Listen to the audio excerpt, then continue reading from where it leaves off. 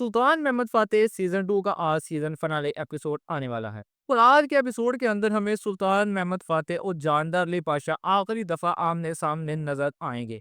और जानदार अली पाशा मुकम्मल तौर पर अब फँस चुके हैं, सारी की सारी उनकी गद्दारी आश्कार हो चुकी है। जो भी उन्होंने मंसूबे तरतीब दिए, जिन-जिन को उन्होंने मौत के घाट उतारा, वो सारी की सारी बातें सामने आ चुकी हैं।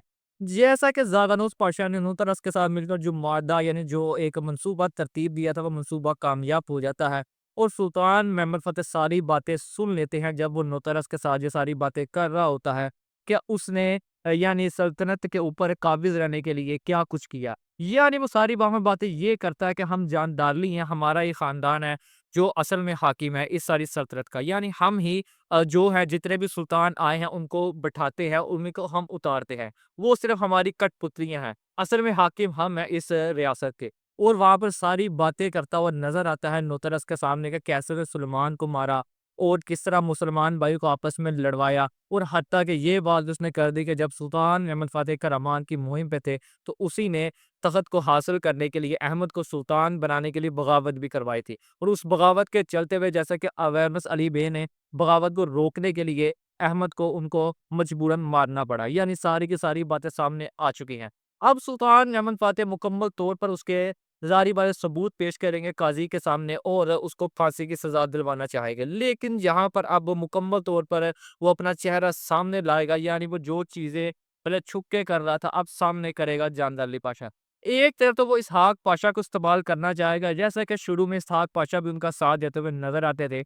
अब हम देख भी सकते हैं कि ट्रेलर के अंदर एक तरह से धमकी दी गई है इसहाक पाशा को, अगर मैं मौत के घाट उतारा गया, तुम भी मेरे साथ ही जाओगे। अब इसहाक पाशा मजबूरन लग तो यही रहा है कि वो जानदार अली का पाशा का साथ देंगे। तो दूसरी तरफ बात की जाए यनीचेरी और खुर्शीदुआन की, जैसा कि ये यनीचेरी सिपाहियों की जो बुनियाद थी इनके खानदान ने रखी थी जानदार अली के खानदान की, वो इनकी काफ़ी ज़्यादा इज़्ज़त भी करते हैं। और इस सीरीज़ के हमने अंदर देखा भी है कि यनीचेरी सिपाही किस तरह काम सर अंजाम देते हुए नज़र आए, हत्ता कि खुर्शीदुआन भी पहले मुकम्मल तौर पर साथ देते थे जानदार अली पाशा का, लेकिन बाद में जाके वो बदल जाते हैं और सुल्तान महमद फ़ातेह का साथ देते हैं। लेकिन एक दफ़ा दोबारा अब वो सुल्तान महमद फ़ातेह के खिलाफ जाएँगे और जानदार अली पाशा का साथ भी देंगे। और हत्ता कि ये भी हो सकता है कि हमें एक बगावत देखने को मिले, जैसा कि ट्रेलर के अंदर भी बात की जा रही है जानदार अली पाशा की तरफ से कि यनीचेरी बगावत करेंगे मेरे लिए, ताकि मुझे सज़ा ना दी जाए। और हम ये बात जानते हैं कि यनीचेरी एक दफ़ा पहले भी इसी सीरीज़ के अंदर बगावत कर चुके हैं और तारीख के अंदर भी इस चीज़ हम बहुत दफ़ा देख चुके हैं कि यनीचेरी सिपाहियों ने कितनी दफ़ा बगावत की थी सल्तनत उस्मानिया के अंदर।